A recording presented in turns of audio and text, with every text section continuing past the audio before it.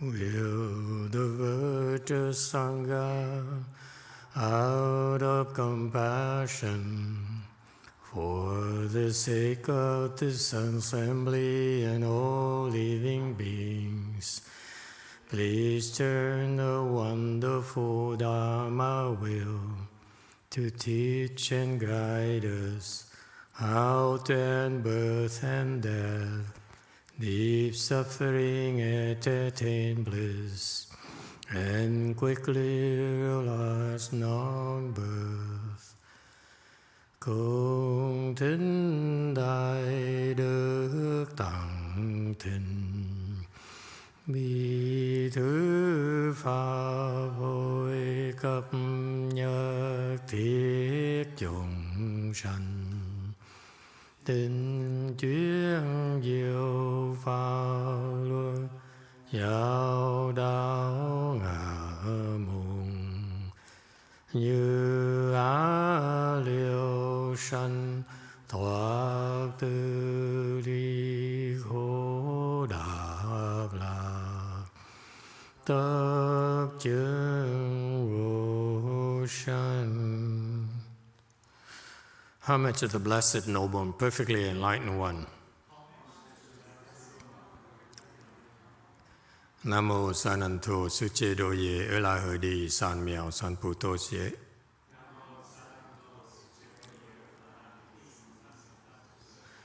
Nam mô Tát Tát Tha Tô Ya Đa Ya La Ha Đế Tam Miệu Tam Bồ Đà Toa.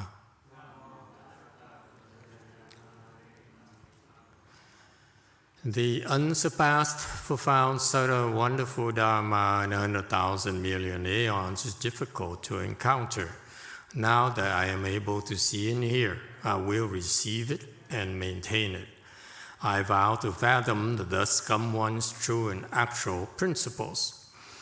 Wu shang sheng she wei miao fa bai jian wan jie nan zao yu, wo jin jie wen de shou chi, yuan jie ru lai zhe shi yi. O Buddhists and Bodhisattvas, Venerable Jingliang, Venerable YongHua, Venerable Love Home people, and all good new advisors, Emituofo, 诸佛菩萨、精良大士、师父上人、各位出家人、各位善知识，阿弥陀佛。Chư Phật Bồ Tát kính thưa Thanh Lương Quốc sư Hòa thượng Thiên Hóa, quý thầy cô và quý vị thiện tri thức A Di Đà Phật. Today is the 10th of July 2021. Thank you all for coming to our way place to continue discussing the prologue to the Avatamsaka Sutra written by Master Jingliang. So it's a pleasure as we get deeper and deeper into this. I'd like to again express to you my gratitude, all of you, for supporting the temples and making this happen. So we have a way place, we have your sincere support in order for us to be free to investigate this Dharma. Okay, and of course you took the time to come.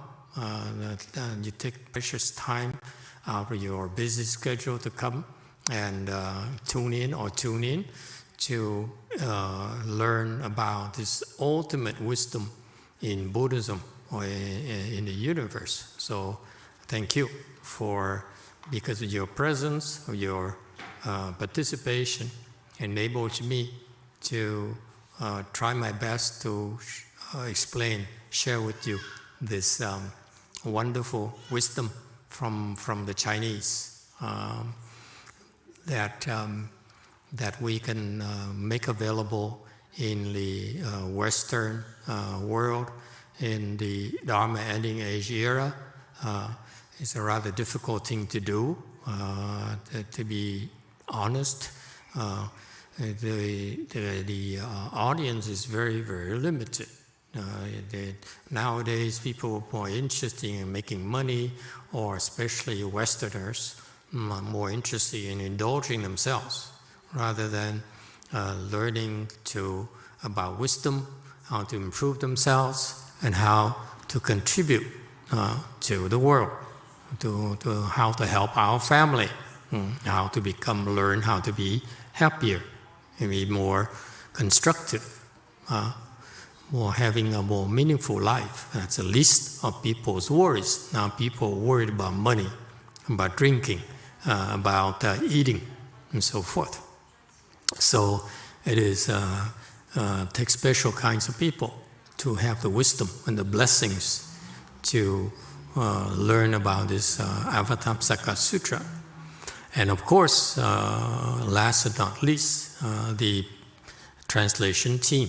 I'm very grateful for their contributions, and gives me hope that there are people who are interested and are making a lot of sacrifices. And because translation work is tedious, it is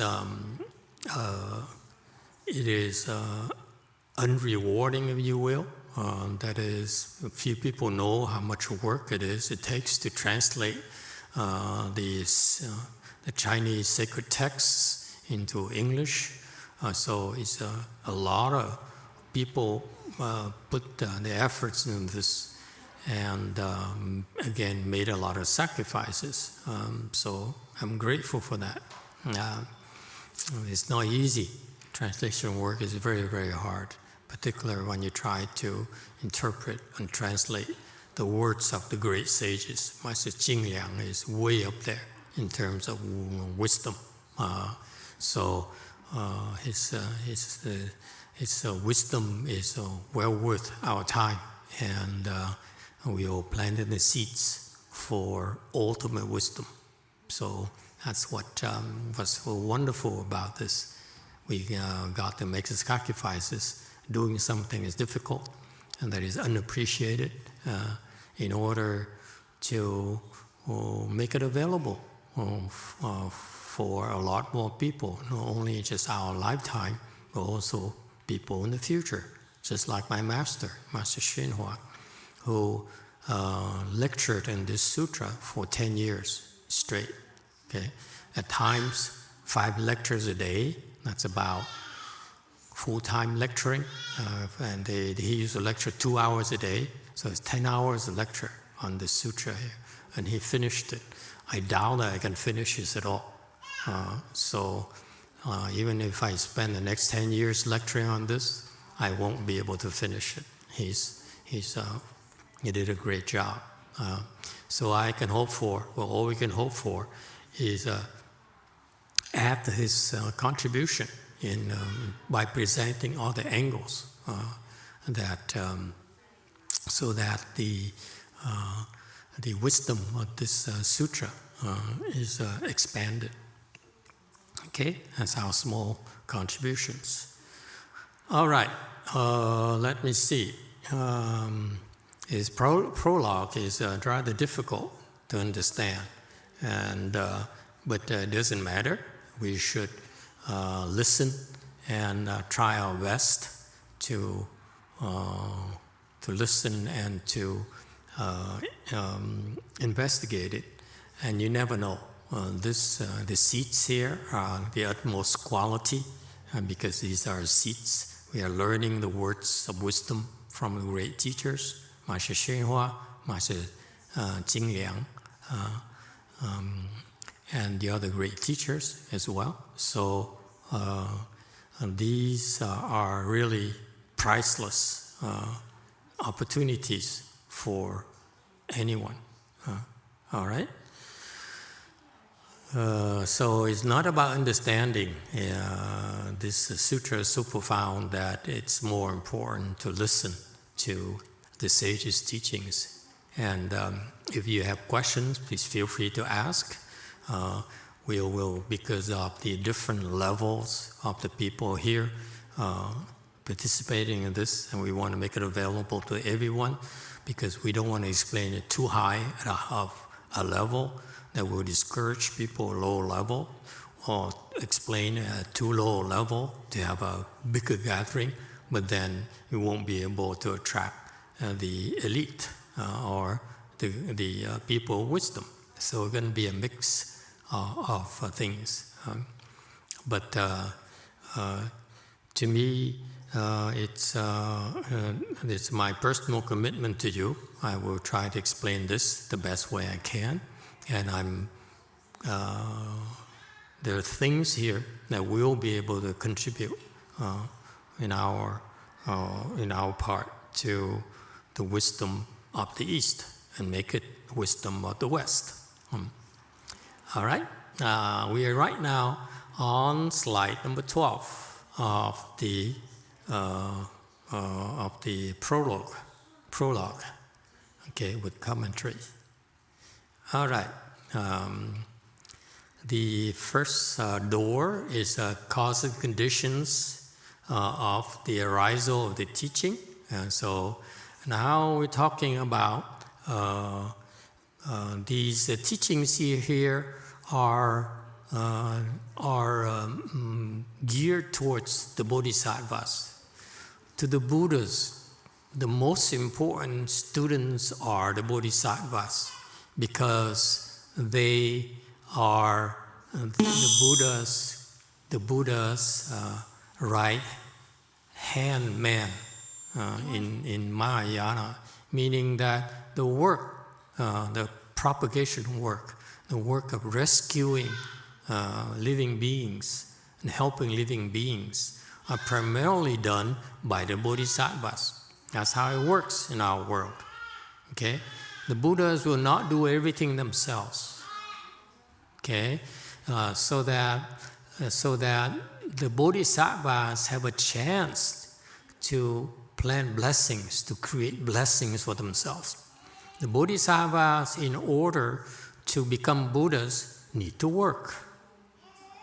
Okay, they work behind the scenes. They work in front of everyone, like Master YongHua, or they work quietly, like the second patriarch, hopefully. And so they work. They work in order, just like Master YongHua, he needs to work very hard in order to create blessings for himself. Okay, we all have to work. There, for you, lay people, you work in order to make a living. For the Bodhisattvas, they work in order to earn blessings. Okay, that's the common denominator for Bodhisattvas. They work like Master YongHua. He worked and worked and worked. He never rested his entire life. You know, you hear the stories how Master YongHua was very, very sick, and he still continued to lecture and talk Dharma. You know, it's very rare for him to not speak Dharma at all. I was very lucky to be able to listen to one or two of his live lectures. I was there in person, and that's all I could manage to squeeze out of him. But after I became a left-form person, a novice monk, he stopped lecturing. He basically was fighting with his life. Okay, so part of his work is to fight with his life. He gave me a few months longer before I quit, because if he died too quickly, he died like 4 or 5 months after he allowed me to shave my head. If he died immediately, I would have felt uncommitted and betrayed. Okay, so he had to live a little bit longer in order to entrap me. Okay, once I get used to having no hair and wearing strange clothes, you know, these are nice clothes compared to what I was wearing. You know, the first 4 or 5 months of my existence was wearing hand-me-down clothes that's about 20 or 30 years old. Okay, but anyway, it's not like you guys nowadays who have nice clothes and coordinated colors and so forth. Okay. So So he stopped lecturing and just barely breathed for a few months, so that I cannot back out anymore as easily. So that I'm grateful, because in my prior life, if it's not going the direction I was hoping for, I would quickly back out and cut my losses. Okay, so he sort of entrapped me, but I'm grateful for that. But he'll pay one of these days. I don't ever forgive and forget. That's the nature of my relationship with him. There's always tension, you know. But anyway, so the Bodhisattvas, you know, funny, the Master YongHua, for ordinary people, they naturally fight to live longer, fight for their lives. Master YongHua fought for his life in order to help people, not to help himself. Okay, that's my point. And so that's the difference between Bodhisattvas and us. Bodhisattvas, they are conscious of why they're here, why they come here, is in order to create blessings. That's why it baffles me, honestly, of what Mr. Buffett is doing. It's baffling to me, because to me it's a total waste of time. Okay? I have disdain for people who have supposedly have wisdom and are wasting their lives, basically, to me. I'm not impressed. Anyway, because the Bodhisattvas are pressed for time. They don't want to waste the opportunity to create more blessings for themselves, because every time they come to the world, it's a lot of work. And they don't come alone. They come with a whole entourage. It's just like the emperor never travels by himself.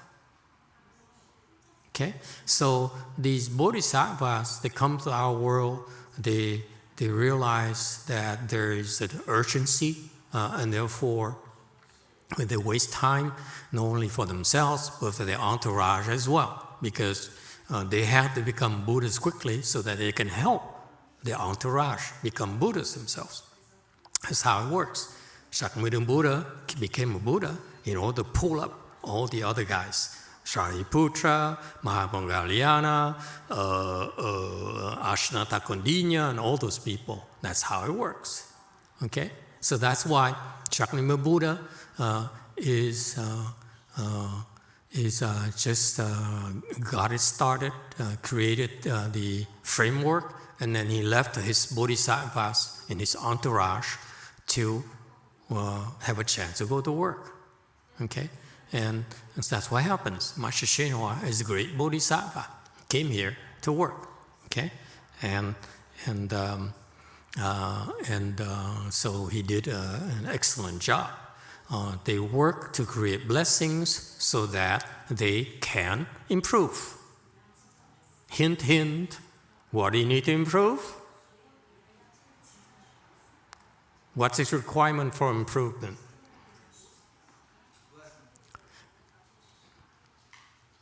Use a microphone, please. I can't hear you. White. Blessings. What? Blessings. See? That's what the Bodhisattvas are teaching us. Don't be stingy. Okay? You have to think in terms of blessings, like the Bodhisattvas. Bodhisattvas are always thinking, what else can I do to maximize my blessings? For you is lay people, losers,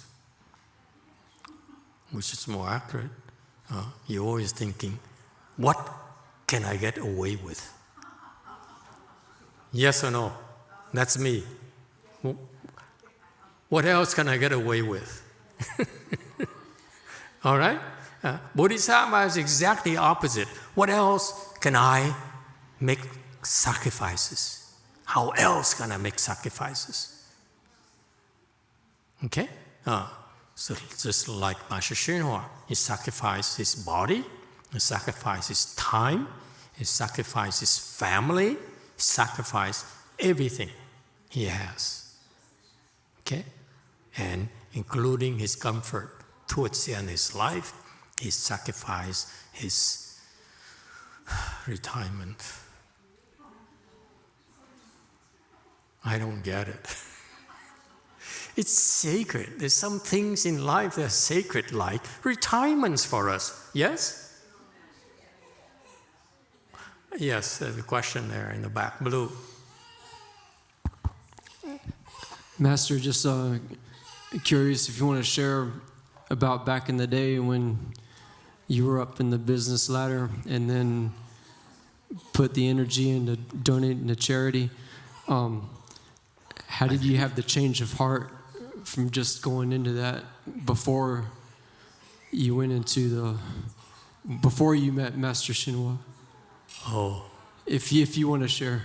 That's so long ago. And your question makes me regret. I have a big mouth. I say a lot of things I shouldn't have. It's kind of private.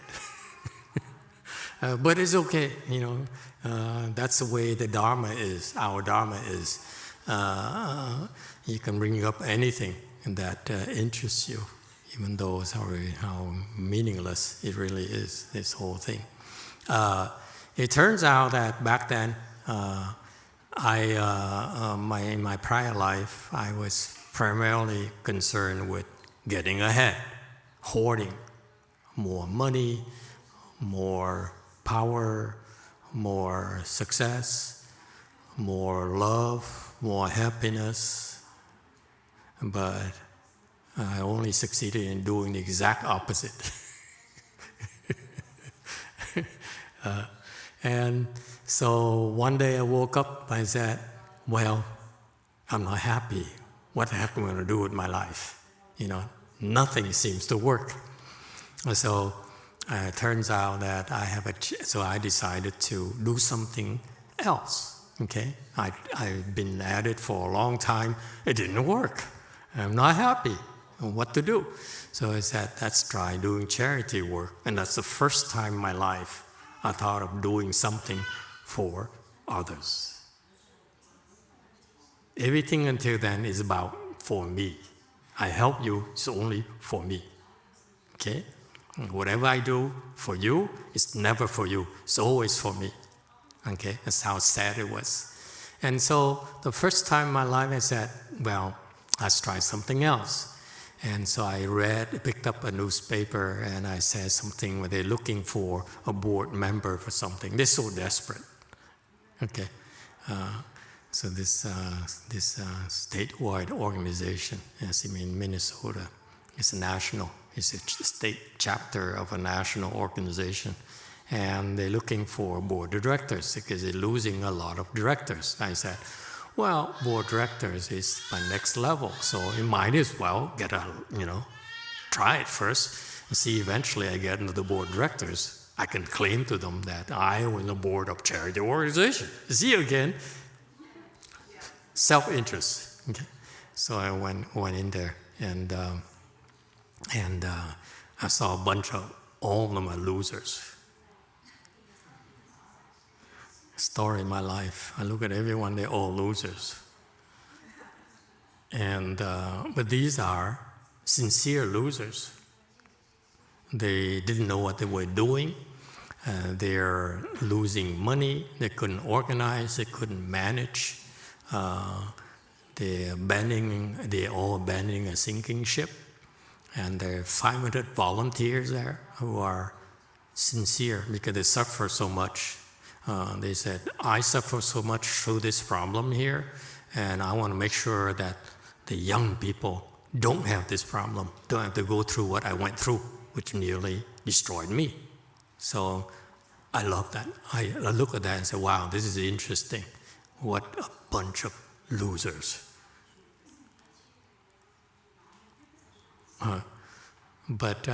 So I helped them. I actually helped them turn it around.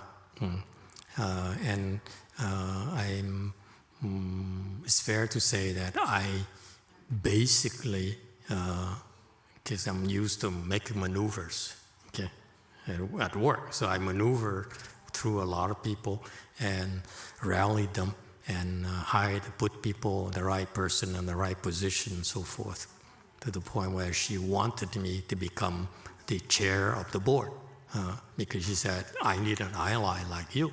I said, no, you need a rich person. You don't need a poor person like me.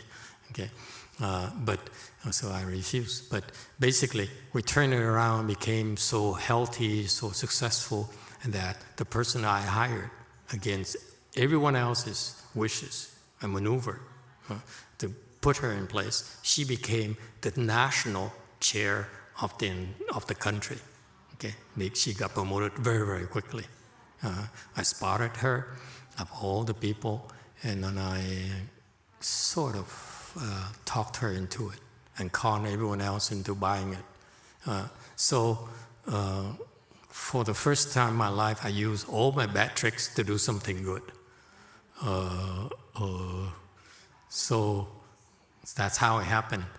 And amazingly, right after that, it's fair to say that I saved them.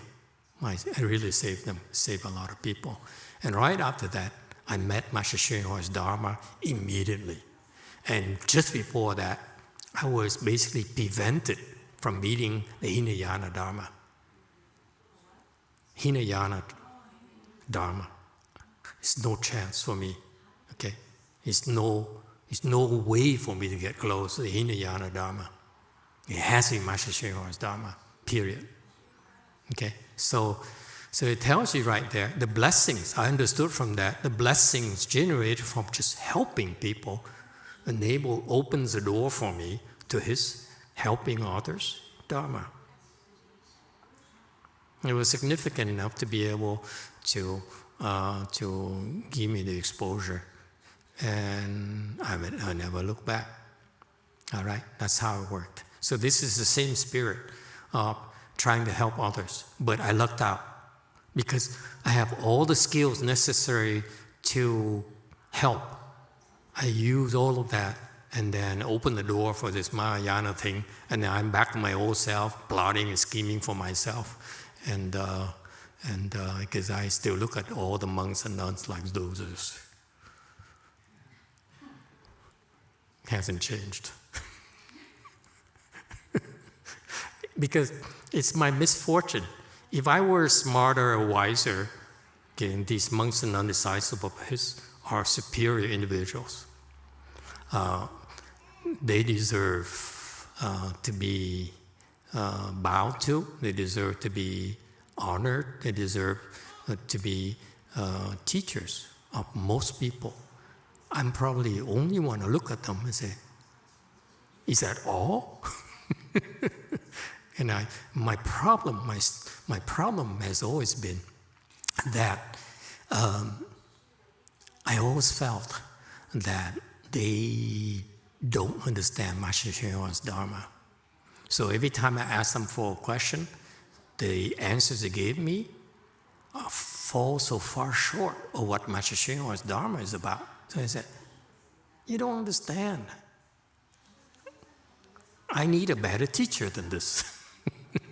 Once I saw Master Hsuan's Dharma, I said, "Got to be something else better than what I'm seeing."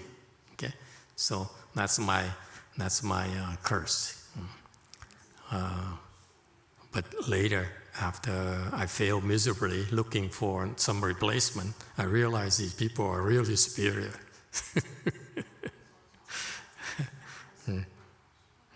But they fall far short of what Bodhisattvas are supposed to do. Like my master, Master YongHua, set the standards for. Okay? So, the blessings, that's what you need.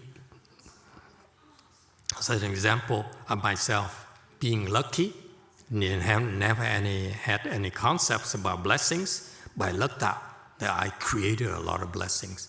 For the first time, that I tried charity work. Okay. All right.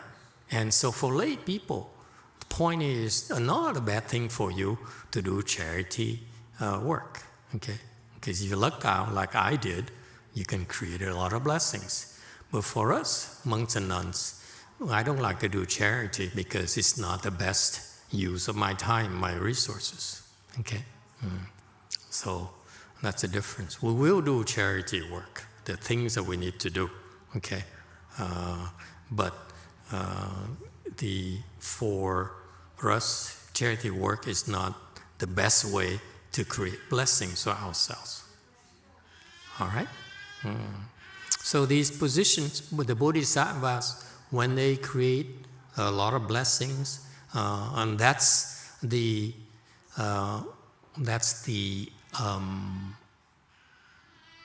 currency they need in order to progress through these various Bodhisattva positions. Okay,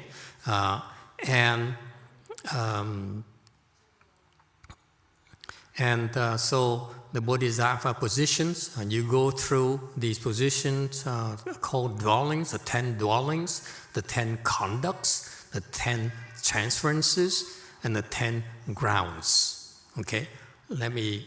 So there's the 10 of them because 10 dwellings has 10 different levels. Okay, 10 different samadhis, if you will. 10 conducts, the same thing. 10 different level of samadhis. Okay, transferences, grounds, same thing. So they're not the same.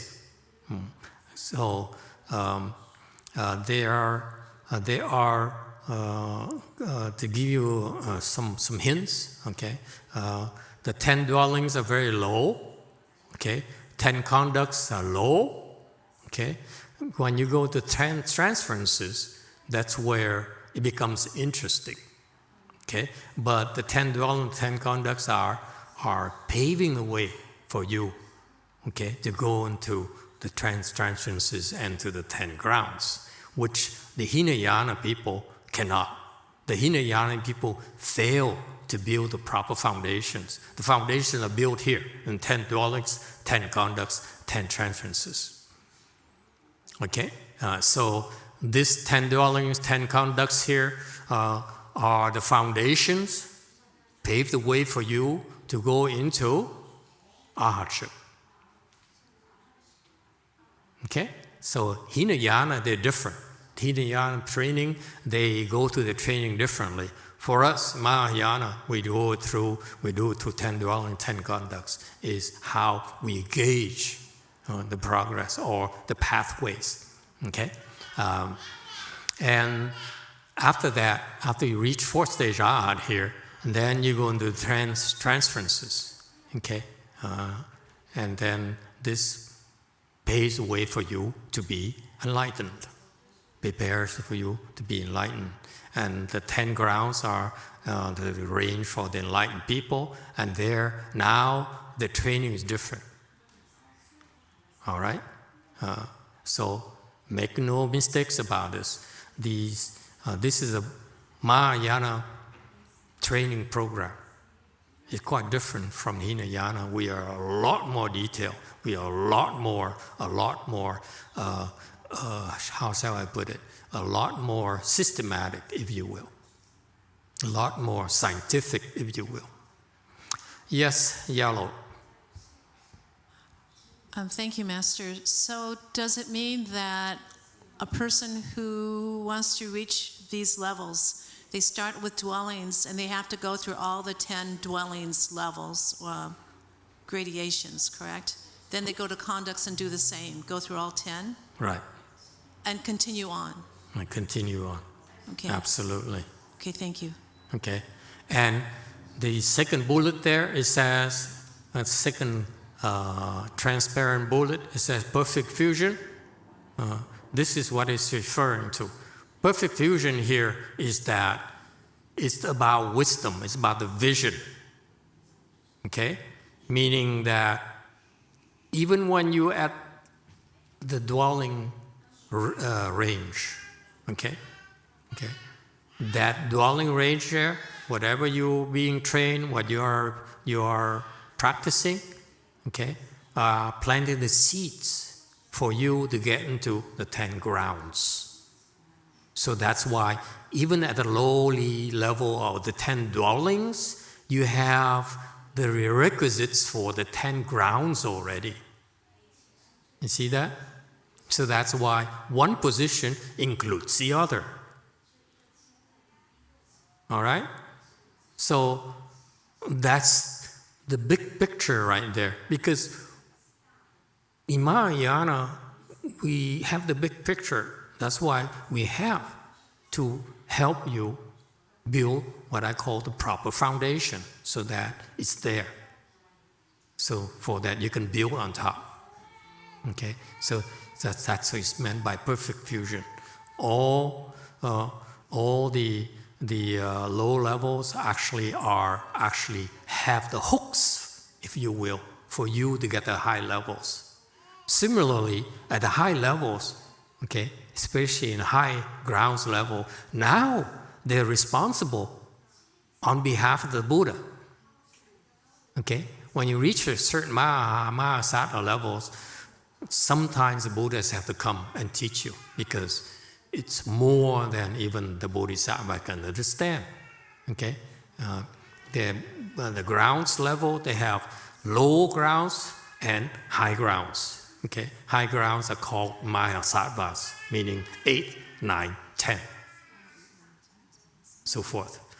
1 to 7 are called regular Bodhisattvas. Okay? Okay? So the regular Bodhisattvas don't know how to teach. Okay? That's why in Buddhism, we are very discriminatory, just like the Koreans. Very class-oriented, our society, Buddhist society. Okay? That's why the interest for me in Korea, because they're so discriminatory, like us. There's a class-minded kind of society, like us. Okay, so in Buddhism, it's very clear. When you are low level, you see a high level person, you're supposed to be respectful, supposed to make vows, you're supposed to have a certain protocol. Just like you see the emperor, like you see the Queen of England. There's a certain protocol, and you fail to observe the protocol, you won't be given the time of day. You'll be discarded. Okay? So Buddhism is very democratic. At the same time, it's very hierarchical because we know our places. Okay?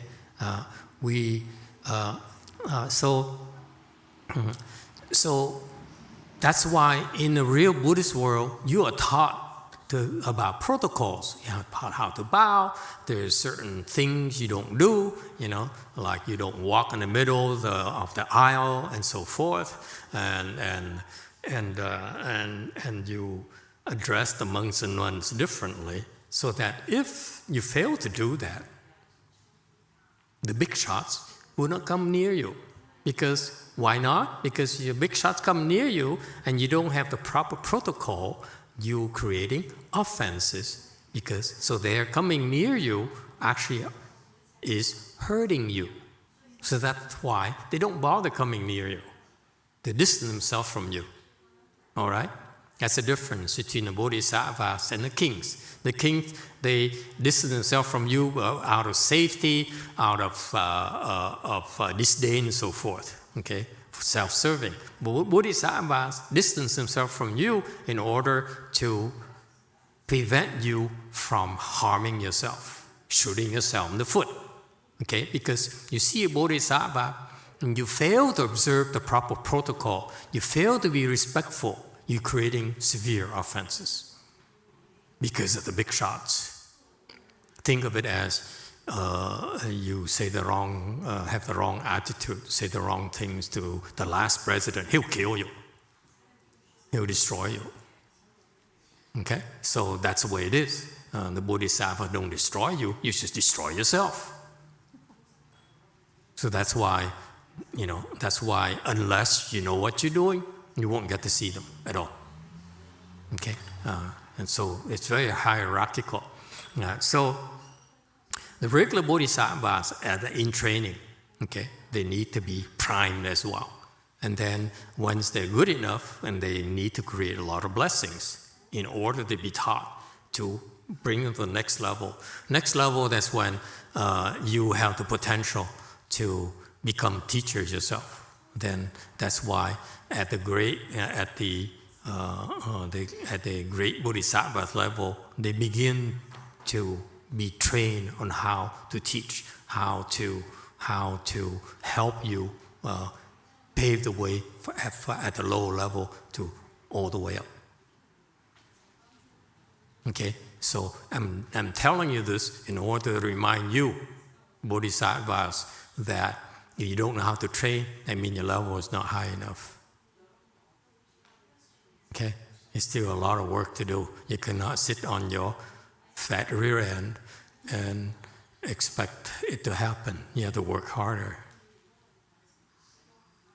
Okay? You are still losers. But a loser Bodhisattva. Bodhisattvas still are losers, you know. Precisely, yeah, Lexus. Lexus Bodhisattvas.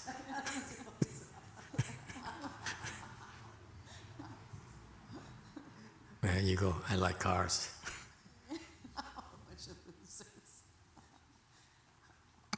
All right. Okay, so one position includes the others. Low level, actually, believe it or not, in our Mahayana training, we are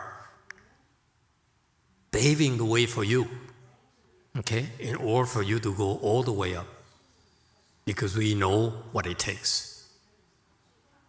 So along the way, we keep on adding and adding to it, okay? So whatever you have is part of what you're going to have, what you're going to achieve later. Similarly, at a high level, okay, you need to be able to see what the low level people have and help them add to it, and add. Okay?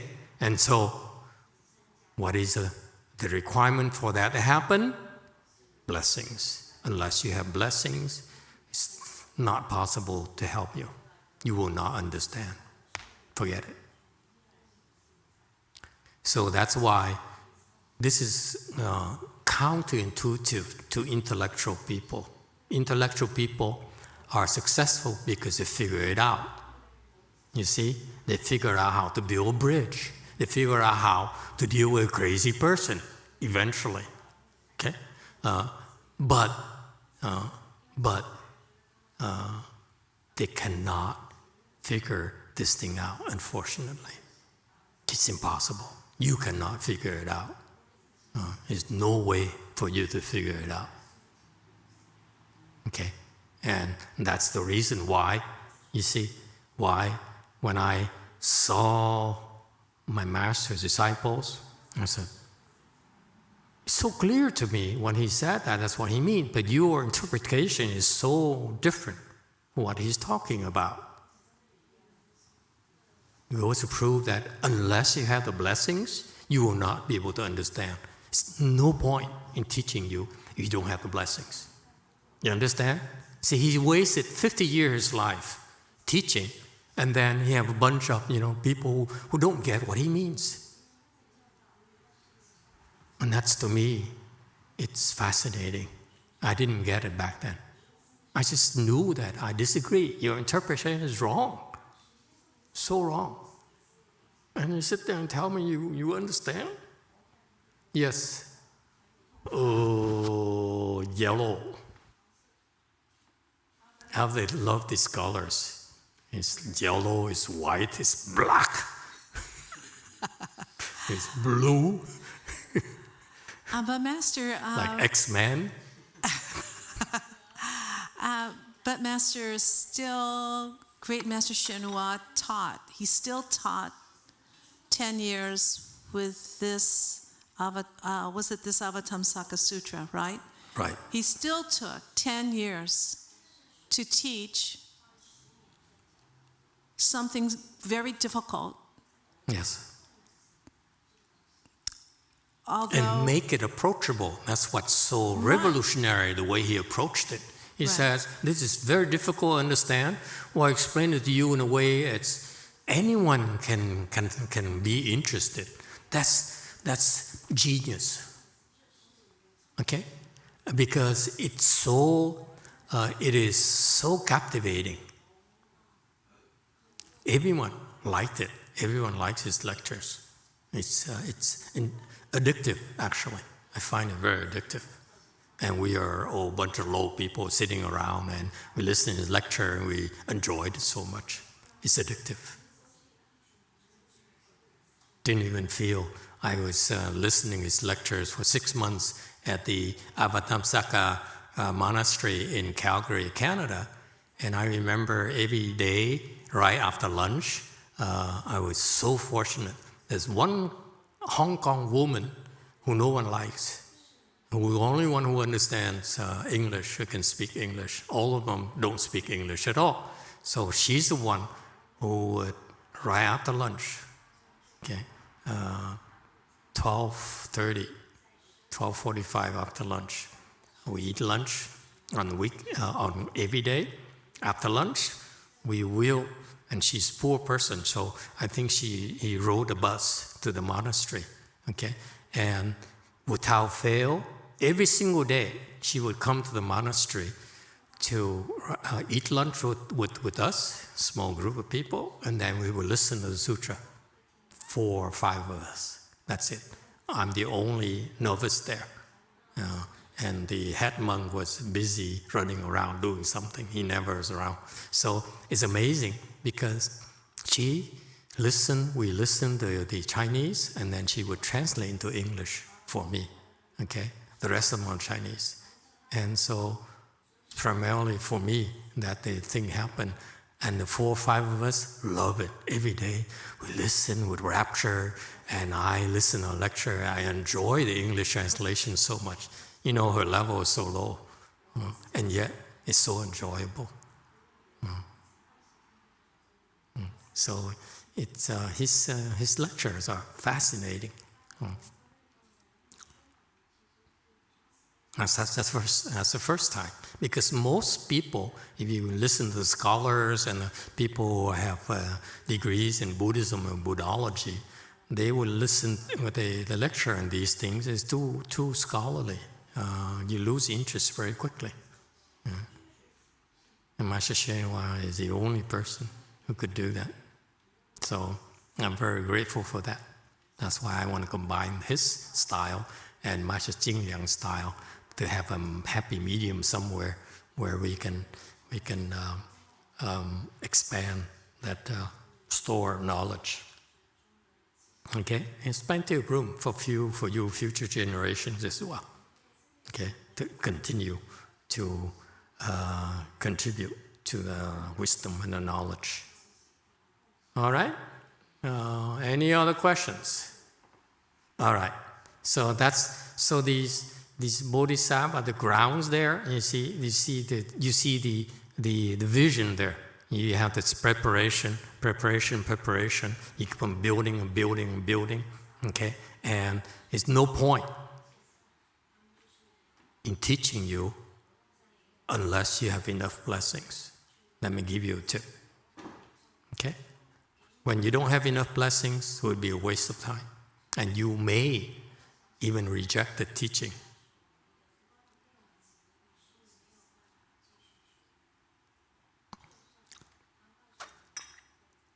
Okay, and create offenses. And so the reason I'm bringing it up is because if you have misinterpretations about the teachings, it's a form of offense for us. Okay, if I teach wrong things to you, I'm creating offenses, will bound me for the lower realms like animals and hells and the good stuff. So it's a thankless job. What can we do? Someone has to go down there and keep it populated so that the Bodhisattvas remain busy.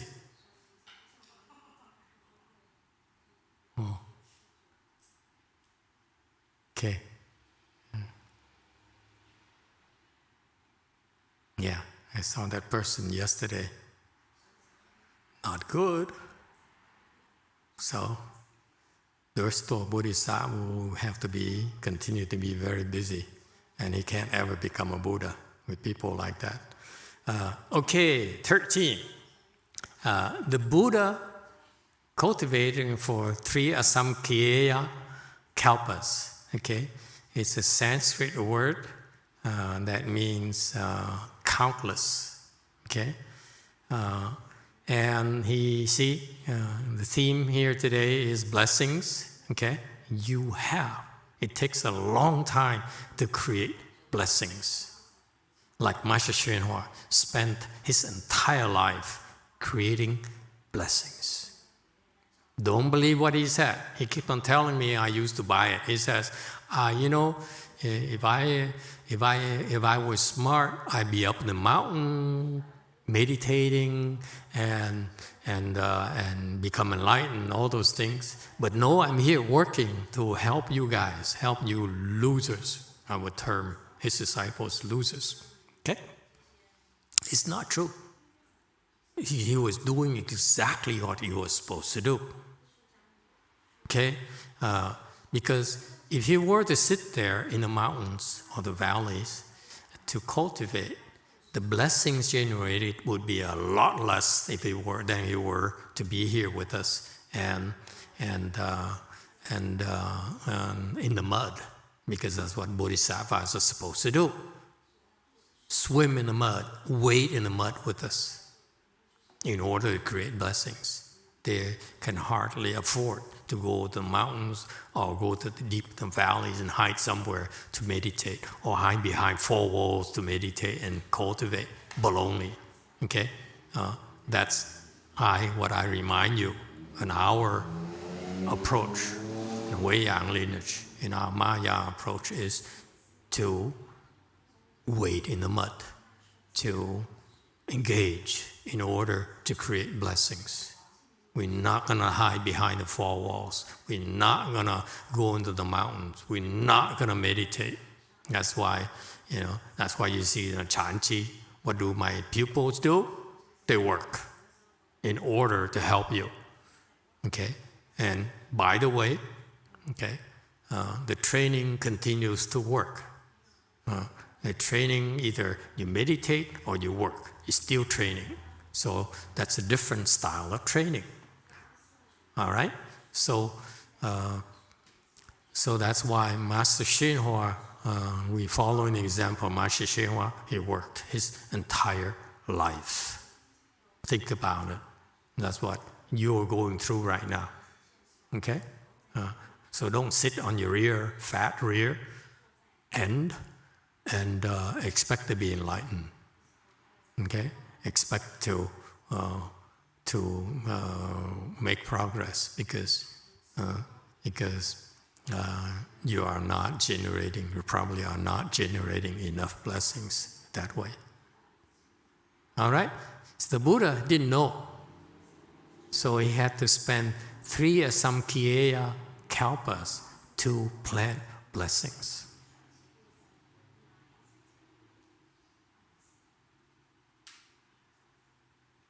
Because he didn't have the proper guidance. So at first, he had to feel his way in the blind and the dark. That's why it took so long. But once he figured it out, okay, then he's able to progress a lot quicker. That's why he taught us many Dharma doors in order to speed us along. Okay, so that's why I too consider Shakyamuni Buddha to be my teacher as well. if he deems you worthy of it, because he gave us a lot of shortcuts that you aren't necessarily aware of. But because he says, I spent 3 asamkhyeya kalpas in order to cultivate blessings and wisdom. You don't have to, because I'm going to give you shortcuts. Okay? Only in Mahayana, by the way. Hinayana, they don't have it.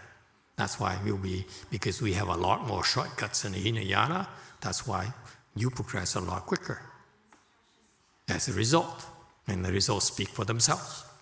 And then after that, he cultivated 100 years, 100 kalpas, in order to perfect the hallmarks and characteristics. So after he accrued blessings and wisdom, he still had to cultivate 100 kalpas.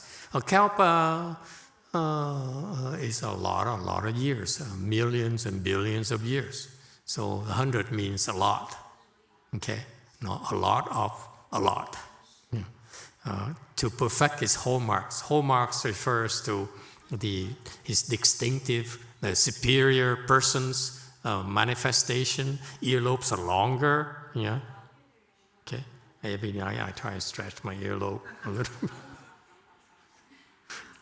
Hasn't worked yet.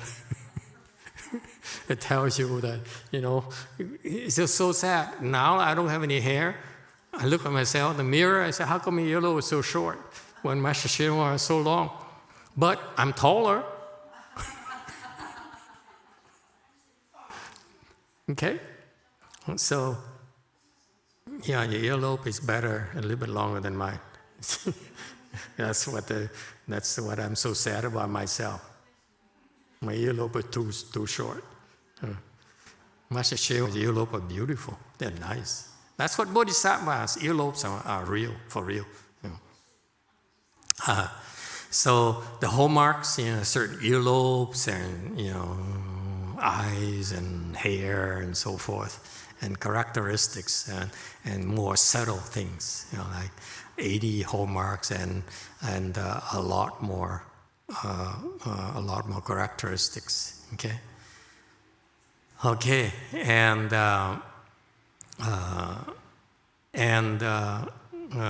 so this teaching here is to reinforce this principle of causality. Okay, and this is a truth in the universe. Whatever happens has a reason for it, has a cause for it. Nothing happens by chance at all. Okay, so be aware of that.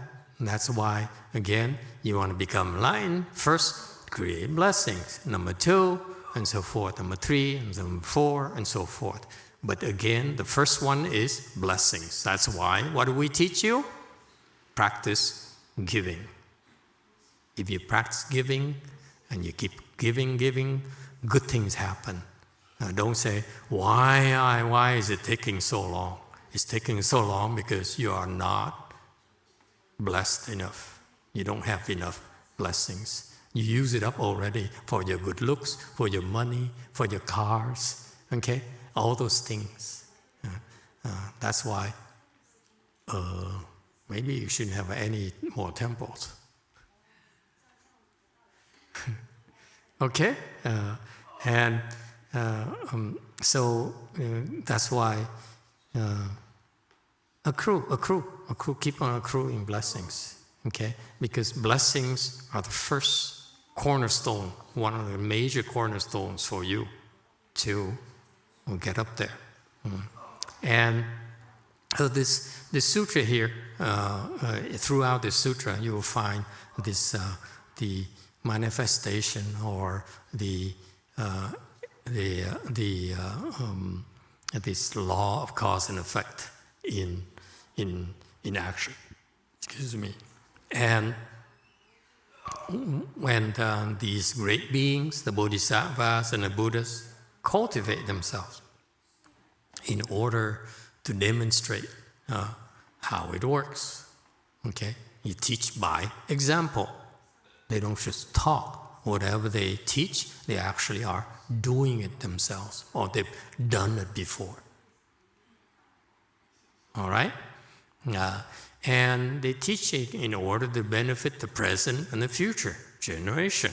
Okay, the Master Hsuan taught this thing here, this sutra, in order to benefit his disciples. As a result, he taught up to a certain level only, so that because if he went too high up, then his disciples, like at the level of Master Jingliang, then his disciples would lose interest.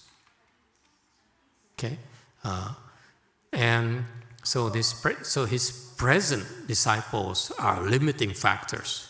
Okay, however, he need also to plant the hooks for future generations who are higher level than his present disciples, so that they can see the depth and would pursue it a little bit deeper. Okay. And so that's why these Bodhisattvas, who are the primary audience for the Avatamsaka Sutra, kept on coming back. The same lecture, on chapter 11, chapter 12, and so forth. They keep on coming back in order, because every time they come back, they hear differently, they improve, and so forth. All right? So the teaching is timeless in a sense. For us, we see present and the future. Actually, for the Buddhas and Bodhisattvas, it's endless. They keep on teaching it for people. They keep on coming back and coming back and coming back. Okay, and that's what makes the Buddhas so outstanding. They teach the same thing over and over again, and yet the audiences get so much more out of it. Every time. Okay?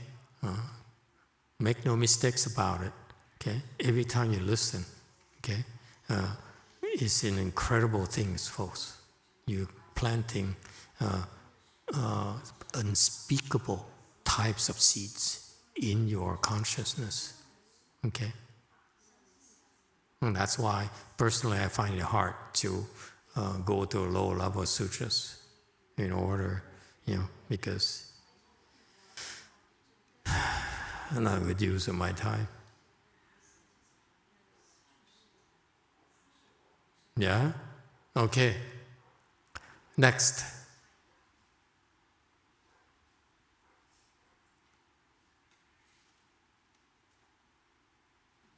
Can we make this mouse cursor a little bit bigger?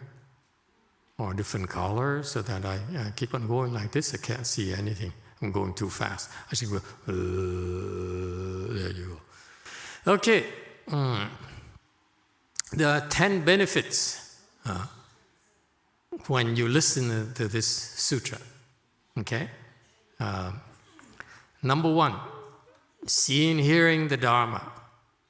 Okay? That's how I just talked about. You keep on seeing, hearing the Dharma, the Bodhisattvas, these people with wisdom, people with true wisdom. They keep on coming back and listening to it time and time again. They don't get off until they go on a mission. Finish a mission, come back and listen. Keep on listening and listening and listening. Okay? So you have to see and hear the Dharma. That's what they do. Right? Number 2, not only are you hearing the Dharma, is something very, very special about this Dharma is about hearing the conduct and the vows. Okay? Conduct and vows. Herein lies the gist of what you are supposed to do. We need to know about what is the right things to do. Okay? Just because in contrast, in my prior life, what I learned is about greed. What I learned is about myself. I'm learning about self-gratification, about pleasure and all those things. So those are the wrong conducts, if you will. Right? So that's why this is part of our education. In superior people, if the people with blessing would learn about the proper conduct, that's why I'm telling you, I'm reminding you, your children, your nieces, your nephews, your friends, your acquaintances, okay? You're supposed to share the proper things with them, the proper conduct. Not necessarily by hearing, but also by,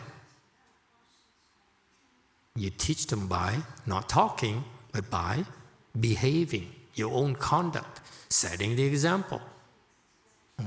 To me, the hearing here refers to the hearing from people of wisdom.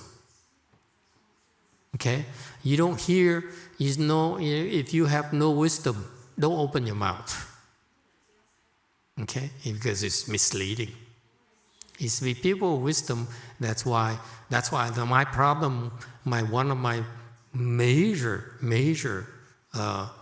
objection to Master Hsuan's approach, which is he left behind some great instructions, but execution is incorrect because the people who are doing it have no wisdom. I'm different. Before I do something, I have to decide, do you have enough wisdom to fulfill the mission? If I send you to Korea, do you have enough wisdom to do what I'm going to ask of you?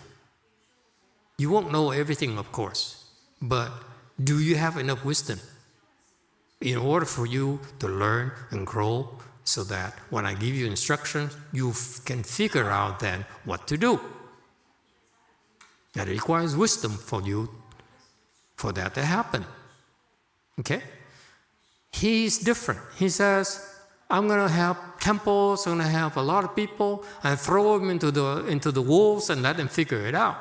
I happen to disagree with that. From a corporate America perspective, it doesn't work. It's like, you hire someone and you say, okay, go do it.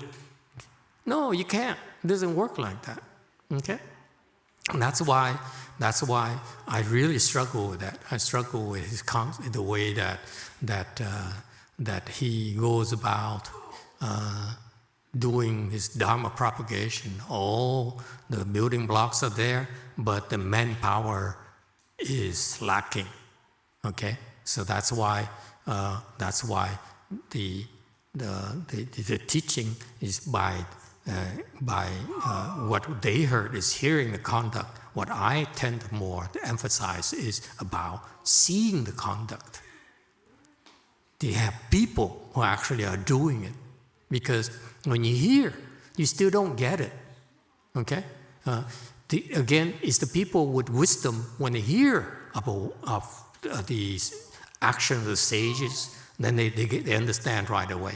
But for us who don't have the wisdom, they cannot see.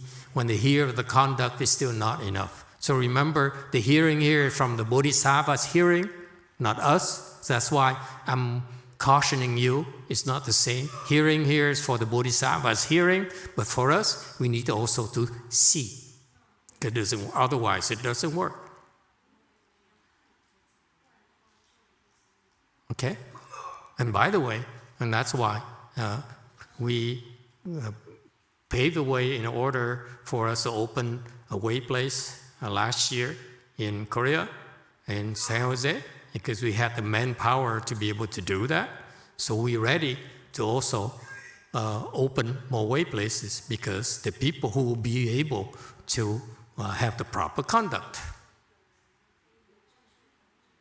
Okay, a little advertisement, that's all.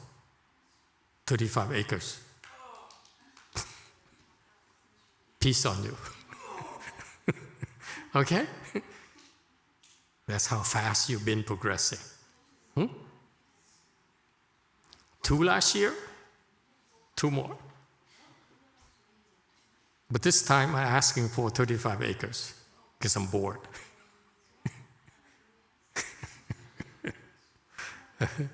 Okay. So the conduct is very important. You need to have people who have the proper conduct, cannot talk about it. Okay? And the vows. Vows are the commitment personal commitments of these people, wisdom again. Okay, we're hearing about the vows of the great Bodhisattvas and of the Buddhas. Every morning in a morning ceremony, each and every one of you hears the vows and the conducts of universal worthy Bodhisattva. That's the core of our practice. Wei-yang lineage is contained within this 10 great vows that you recite every single day in a morning ceremony. Every time you recite it, you plant the seeds for you. You need to hear it, okay? You're not bodhisattvas yet, but you plant the seeds for you to understand more and more and more in the future. Okay? The more you recite it, the more incredible blessings you're generating for yourself.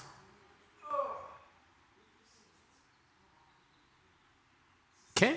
Right there. That's what makes our morning ceremony and Master Hsuan ceremonies, morning ceremonies, very special. Okay? Those 10 vows are one of the special dharmas in our small world. Yes, sir. Blue. Master, the other Mahayana temples, that's not the real deal then? I mean, the one in Seattle and the other disciples? I would like to think not. I take it back. So I'm trying to say your generation, the people, did they kind of water it down up there, or? I don't know what they're doing. The reason I have a big mouth is that I know no one believes me. That's a fact. That's why I can say anything. I get away with it because they all dismiss it. Oh, that's an idiot. Look at him. Who is he? He's nobody. So no one believes me. That's why I have the freedom to say whatever I please. And then we're so used to being poor that trying to get the kiss of the people never worked for us. And because rich people, they want something in exchange for money they give you. And for us, we don't know how to do that. So we never learned how to do that. So that's the difference. But those people, I don't know what they're doing. I don't care what they're doing. We do our things. And that's a nice thing about my generation. I don't feel I owe them anything. And that's why I don't deserve anything from them. But what you find out is very not atypical in that the next generation, we have our own personal interpretations, and that's fine. Okay, whatever they do is fine. It's authentic. What they do is authentic Dharma from Master YongHua. What we do is also remember. He only taught me 5 times. That's it. And these people, they got many more instructions from him. Okay, so it's different. Whatever they do is different. I'm sure they're doing what he wants them to do. I have more freedom in that I'm not really. I'm like a bastard son. So who cares? Bastards is bastards. Okay, so we losers. That's why my disciples are all losers. Real winners will be over there. So be careful. Who am I to criticize people? I just have a big mouth. Yes, Blue. I was about to say, because I was into this famous monk before I even came here, and he was talking about meditation, like breathing, and I think he was a Tibetan monk or whatever, but do you think I had more blessings to be here rather than go different directions? Like, let's say if I got more into that or going into the Hinayana direction, if I found that, it takes more blessings to be with Mahayana? I would like to think so, yeah. I encourage you to continue coming here. Why? Because remember we talked about how to create blessings? In your case, can you bring it up? You create blessings by sacrificing yourself. Instead of going to the real teaching, you go to loser teaching. Because they have plenty of people already. They don't need more people like you, whereas we're desperate. We're poor, we have no one coming here, no one takes it seriously. So unless you come, it will die very quickly. Yes, Blue?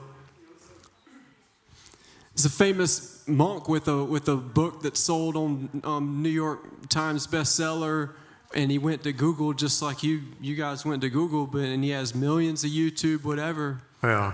And I'm just glad I'm here rather than going there, because they don't. It's not teaching Chan or anything like that. Me too. I'm glad you're here. Thank you, Lord.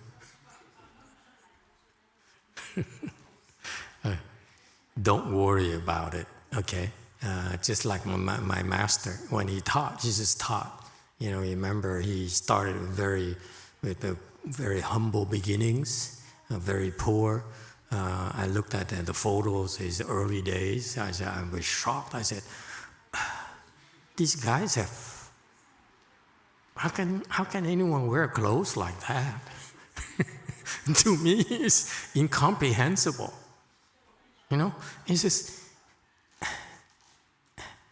To me, to live with our style is so un-French. Okay, I mean. What would people think of Mahayana? Seriously, it's too Chinese. So let me assure you, when we first started, you know, even though we're poor, I insisted on nice clothes.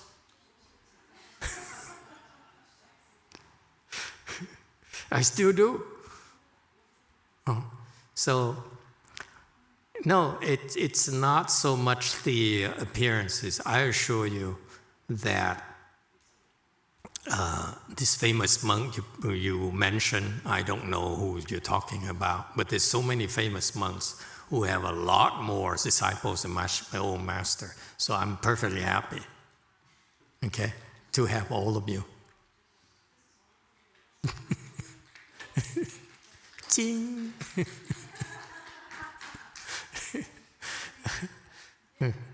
So my poor master, my beloved master, I doubt that he has more than 1 million disciples. I doubt it.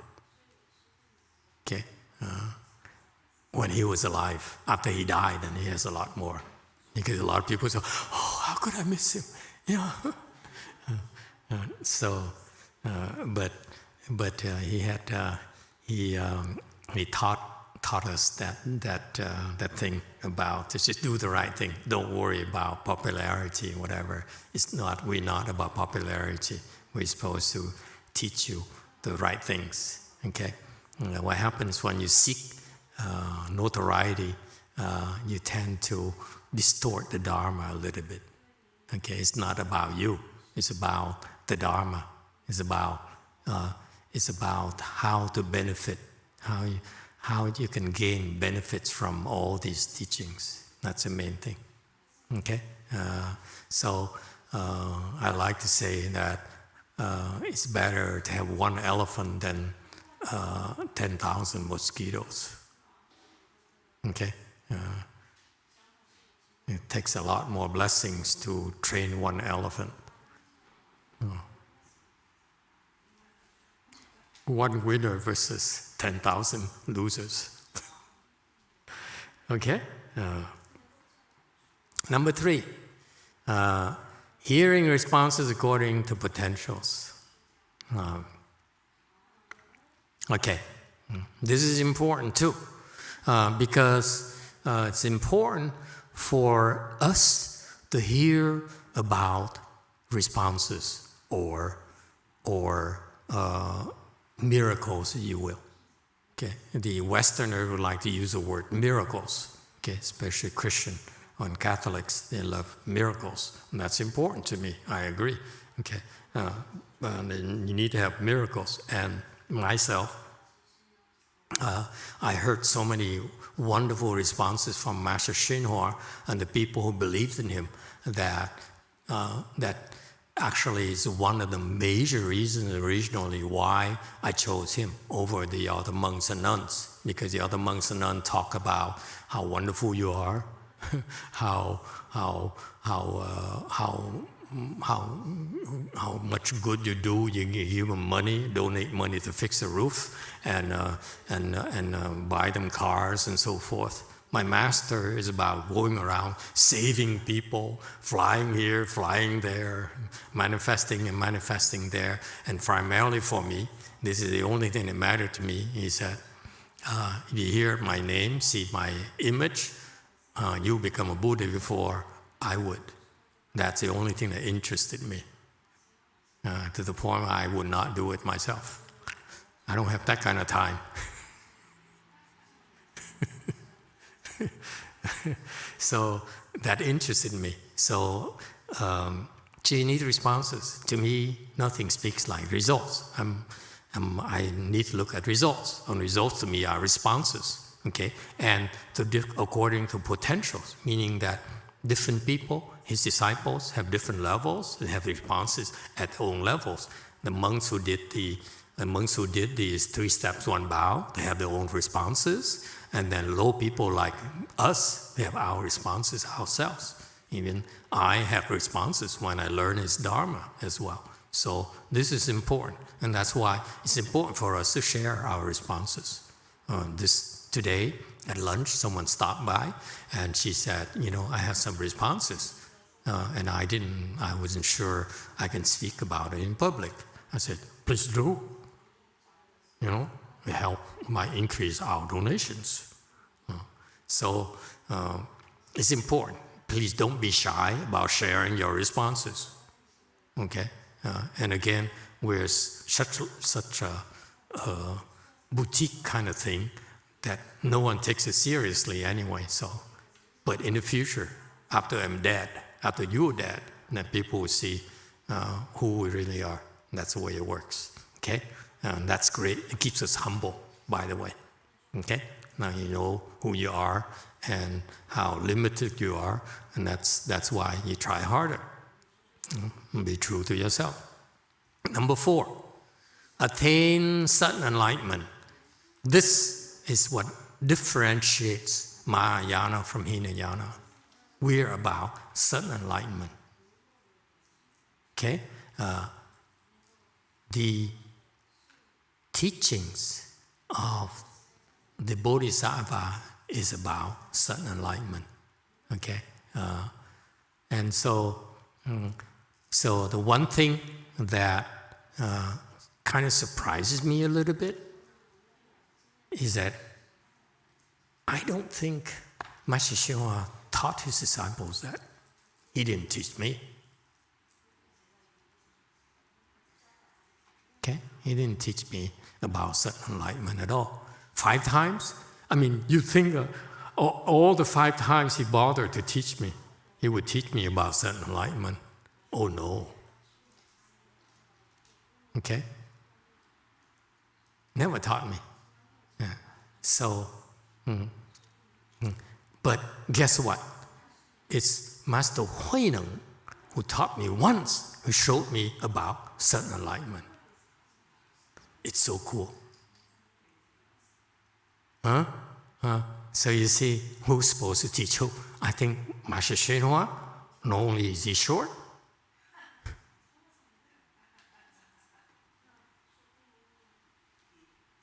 he probably low-level Bodhisattva. Just kidding. I'm just joking. Of course he's a Mahasana. Because only Mahasattvas, like Venerable Huineng, is supposed to teach you about this. Because that's all Master Huineng teaches. His entire 6 spiritual sutra is about sudden enlightenment from beginning to end. Okay? But this Avatamsaka Sutra is also about sudden enlightenment in a much bigger way. It's so cool too. Okay? It's much bigger way than the 6-page chart, by the way. Yes, now my Korean girl is interested. Yes, yellow.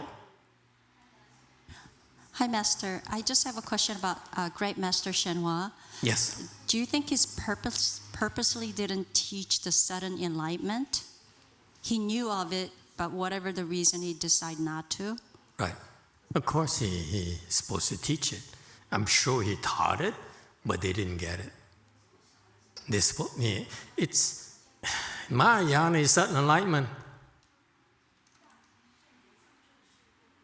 It's just the techniques of teaching enlightenment are different, varies from teacher to teacher.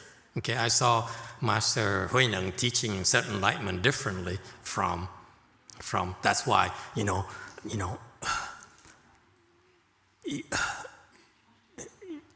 it's too bad we're not there with Master Huineng when he was alive. I recommend that you make a vow. Let's make a vow. Go and learn from him and watch how he teaches sudden enlightenment. It's fantastic. Okay? I'm just a little bit disappointed my master never emphasized sudden enlightenment. Because Mahayana is by default sudden enlightenment. Because I'm telling you that right now to make you more humble. Because you don't know what sudden enlightenment is, you're not good enough yet. Okay? Remember, you don't have enough blessings, you will not be taught.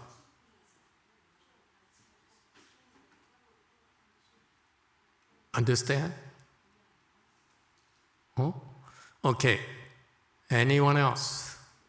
Okay. So you teach them a certain enlightenment, and if you teach certain enlightenment, of course, you will attain certain enlightenment. That's why it's being taught to you.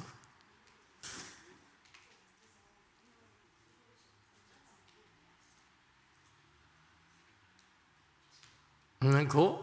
Mahayana, when you teach certain enlightenment, you attain certain enlightenment.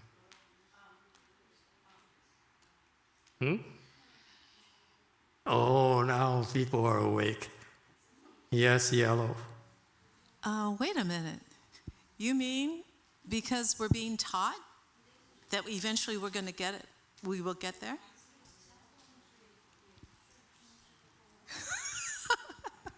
If you have, when you taught and you eventually will get there, why is it called certain enlightenment? Duh. Huh? Then it becomes gradual enlightenment.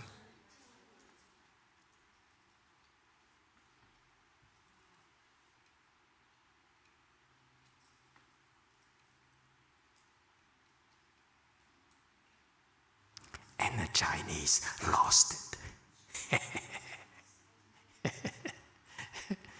The Chinese don't have it. That's why I classify Chinese Mahayana versus American Mahayana. Got that? Chinese Mahayana, no certain enlightenment. It's there, but they're not getting it. American Mahayana, it has to be focused on certain enlightenment. Yes, yellow.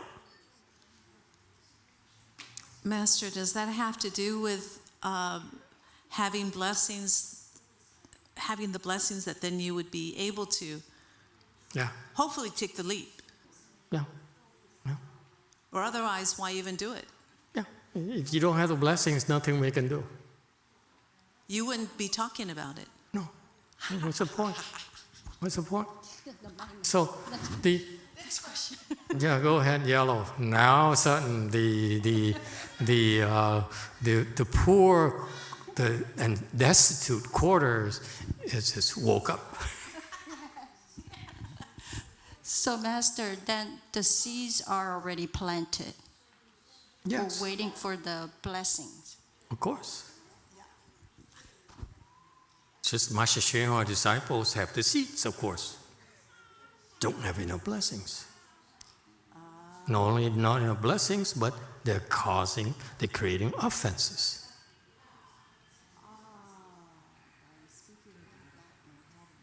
Okay? So that's why it's very dangerous. It's not about being popular. It's not about having a lot of people. Are you doing the right things? Okay? Because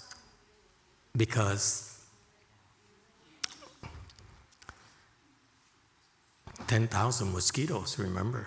Just picture that, 10,000 mosquitoes. And one day I woke up and said, 10,000 mosquitoes. That will be the end of me. Okay? It will be a nightmare. Okay? So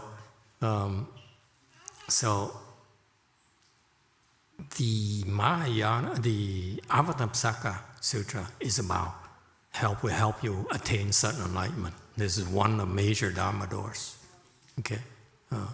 Much broader pathways than Chan.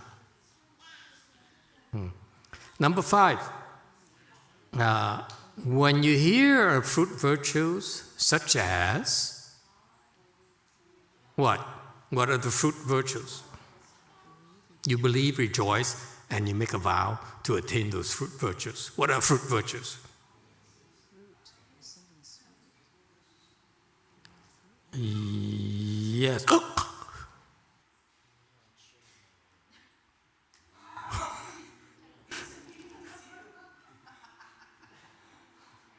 That's a new nickname. I don't have an English word for it.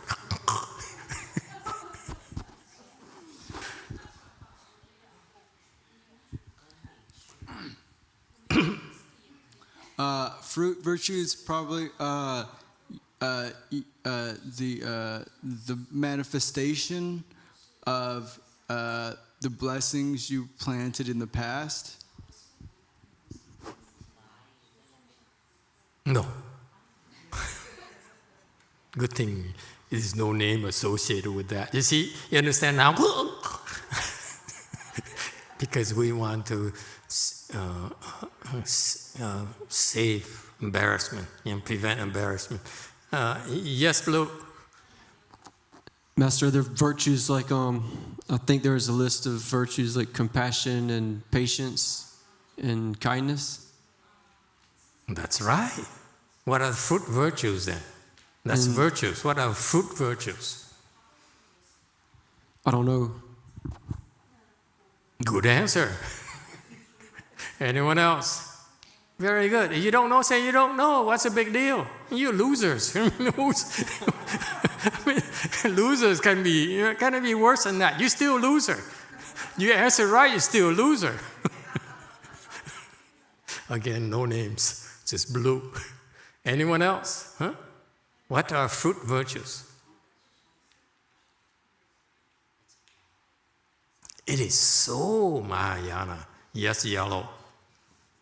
Maybe the result from the virtual acts. Okay, very good.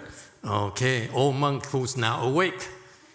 A Di Đà Phật, văn quả đức theo con nghĩ là mình nghe một câu nào hoặc tiếng nào ở trong kinh Quan Nghiêm mà mình thấy vui mừng, thấy mình được cái phước, cái vui mừng nào đó, thì cái vui mừng đó nó tạo thành cái quả đức cho mình.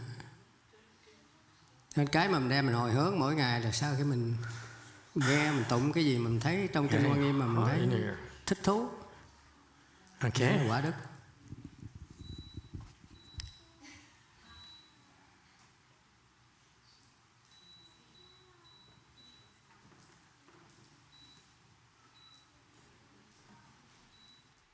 Okay, sorry. No. Let's hear from the Chinese. The Koreans messed it up. The Vietnamese messed it up. Let's see if the Chinese have it. Yellow. Fruit virtues is Master's Dharma name. YongHua. Another riddle. No, my name has no fruit virtues whatsoever. This is from Kennex. Go back where you came from, Kennex. Anyone else? What's a fruit virtue? This is very important. Oh, good God. Huh? Anyone? General? He pretends not to understand when I call him general. He thinks that he can get away with it. Hey, general! Anyone? What's a fruit virtue?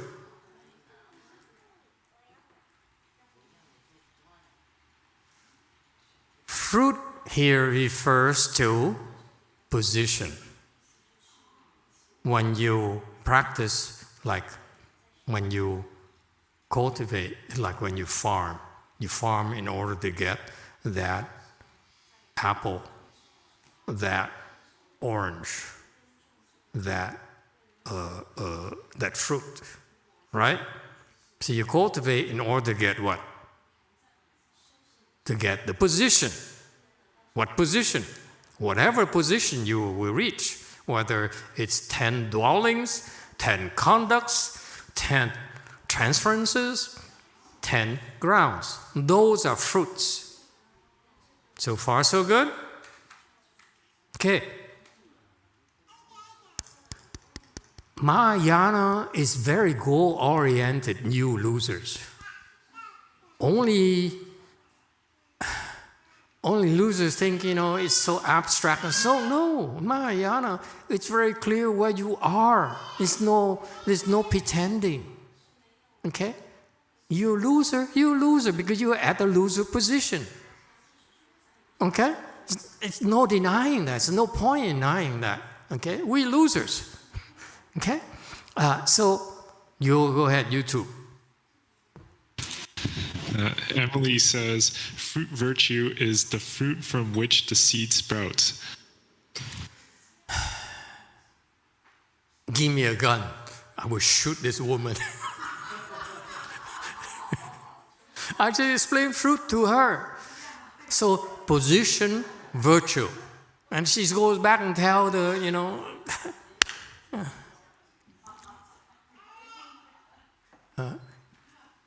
the position virtue. Does it help? What is position virtue? Okay, old man. Great. Trong chú Đại Bi mình có nghe cái câu mà, hoặc là trong kinh nói là nghe cái này xong đại chúng có người đắc tư đà hàm, tư đà hoàng, a la hàm, a la hán. No, forget about your knowledge. Okay, forget it. Just follow me. Just tell me what does the position virtue mean to you.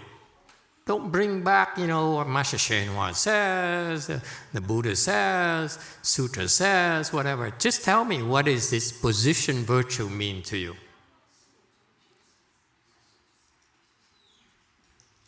Yes, yellow. I think it's the position you are at as you are a bodhisattva in your learning, the level you're at the time. Okay.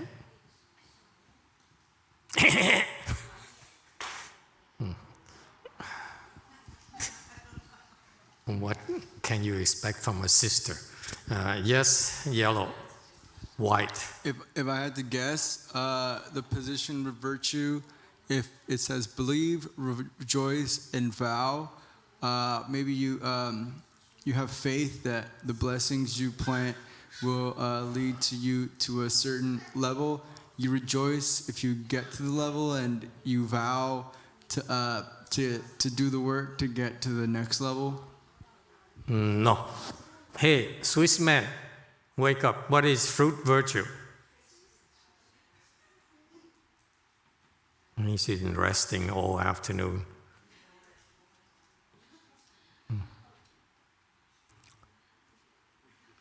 Green. Level. That's French for green. Yeah, I'm really not sure either. See, you see the voice is very musty, you know, like, I just wake up, why you talk to me?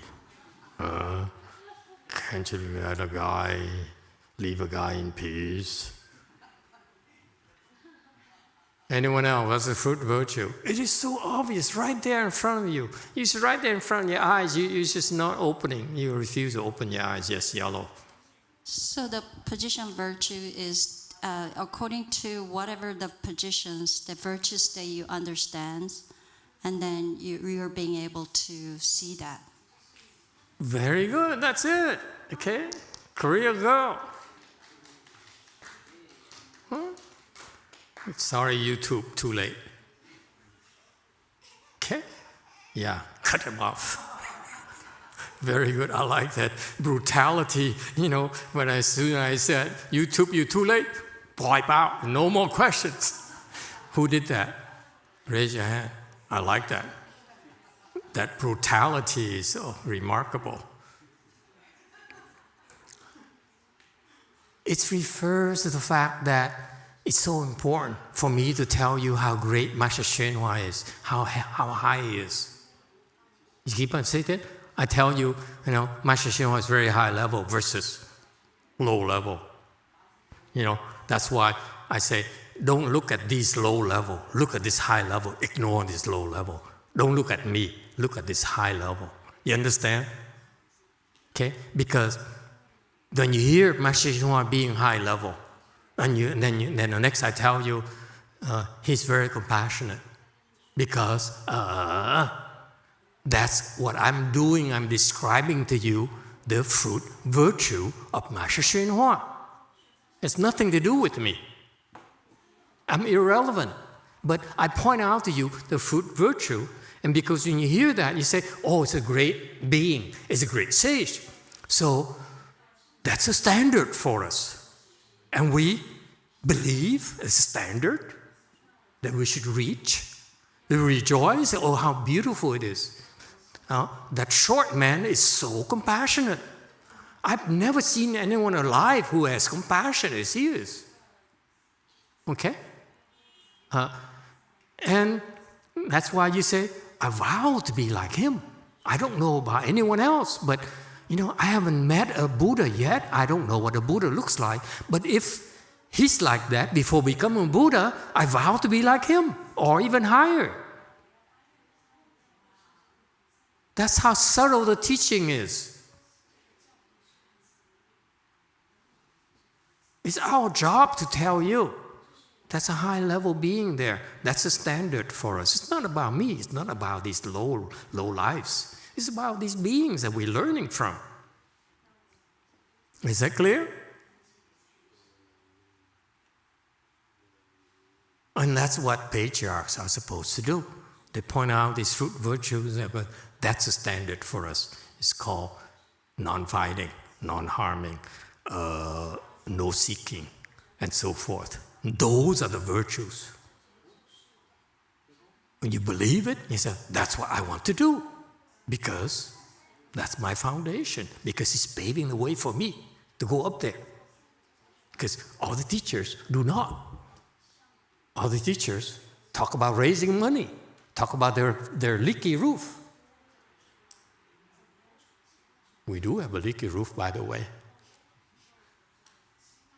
See what I mean? That's the difference. It's not about fundraising. It's not about socializing. It's about, you're supposed to hear about the fruit virtues. You don't want to hear about my leaky roof, do you? You do? So brutal. Ungrateful woman. Don't you feel obligated to hear about my leaky roof? Okay, now we're friends again. Number 6. You're hearing our positions, you believe, and you want to attain them. Okay? He said, these positions, 10 dwellings, 10 conducts, 10 transferences, 10 grounds, equal enlightenment, wonderful enlightenment. You said, why not me? That short man there. He's there. Why can't I? Yeah, he's short, he's Chinese, not even Westerner. See what I mean? There's a certain, a certain standard. They say, these are real. And this, compared to the people who teach you meditation, oh, you feel good, you're special. No, you're not. You're a loser. You happy being a loser? You understand? That's why the chant is different. The Wei-Yang chant is very brutal. It says, you're a loser. They're much better. You're much better than this, than who you are. It's real. These positions are for real because people actually attain it. Look around you. Okay, well, they're not present today. But they're coming. Promise. Okay, number 7, you see them. I promise you. And why do I sound like I'm like a snake oil salesman or something? Number 7. Positions are just description. But number 7, you hear of actually what it takes, what you need to do to get to those positions.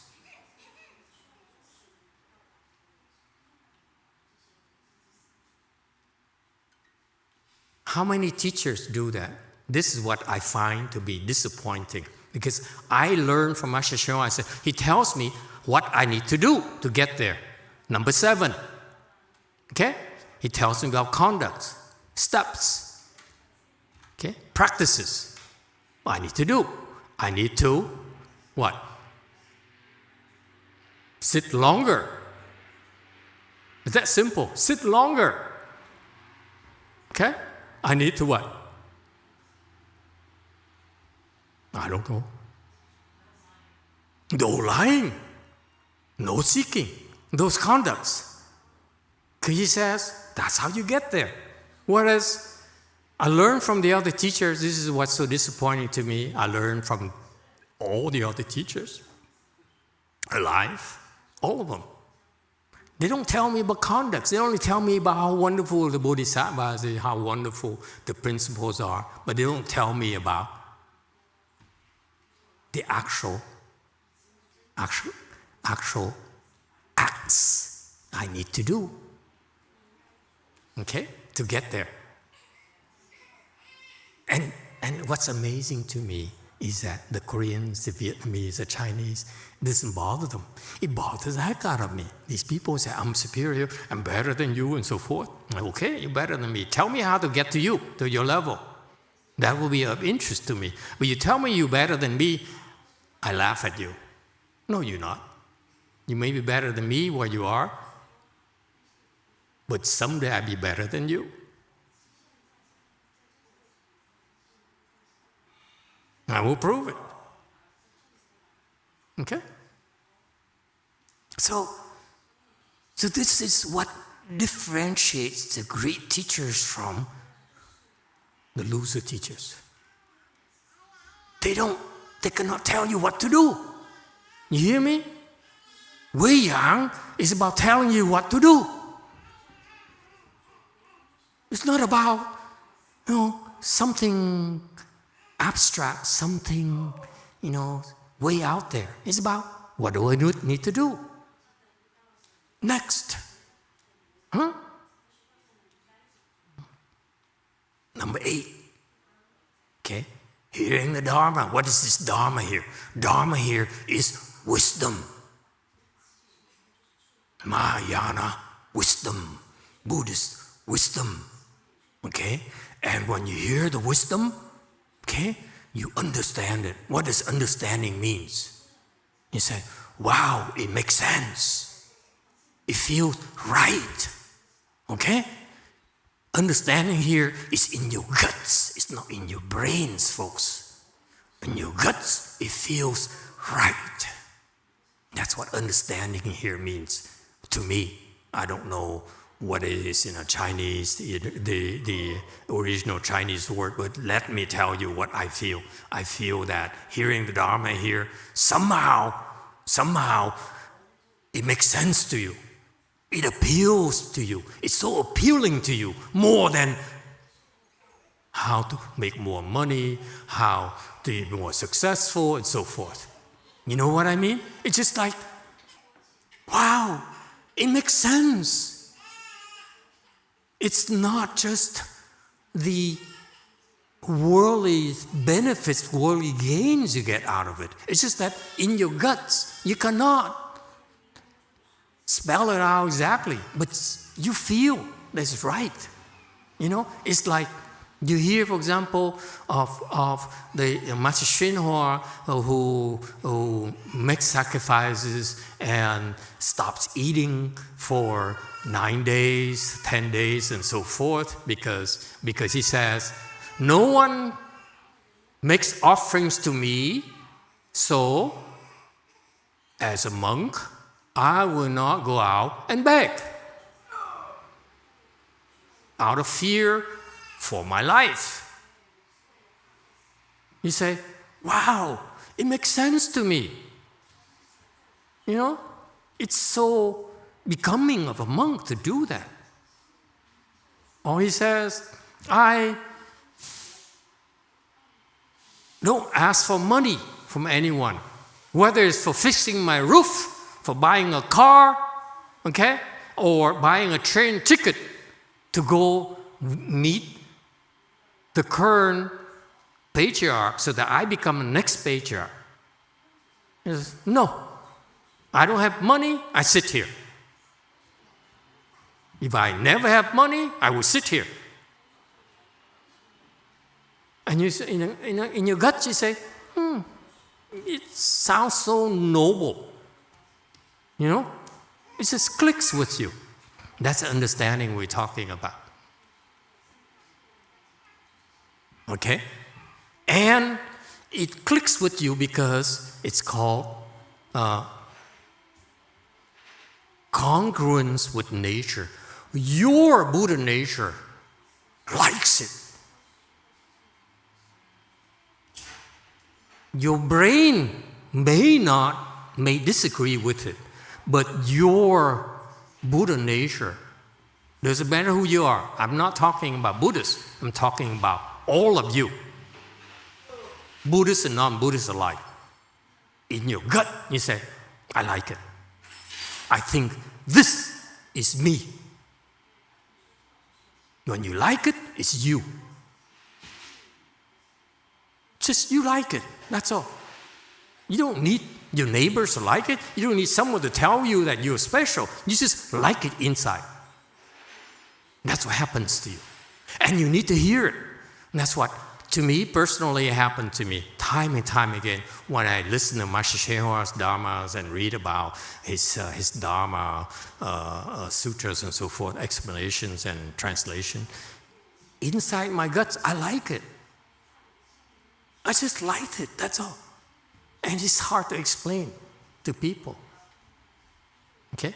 People, you know, and then later I met the people who says, you know, I sit for 8 hours maximum. I said, say what? It doesn't sound right. The Dharma is that 久坐生禅, okay? You sit long and you produce samadhi. You enter samadhi by sitting long. And how can you sit? Can you limit yourself to 8 hours?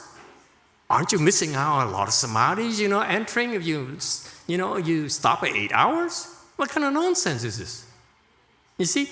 So it's not just, it's just you feel that something is off or something that's congruent with your tummy, with your heart, with your, you know, whatever it is. Okay, you feel that it feels right. Yes? That's what this congruence of nature is. I don't know how else to explain it to you. I know you expect something scholarly, something, you know, more fascinating, more impressive to you, but for me, it's my gut. Okay?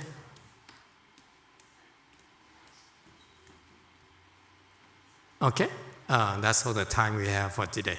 We stop here today. Thank you all.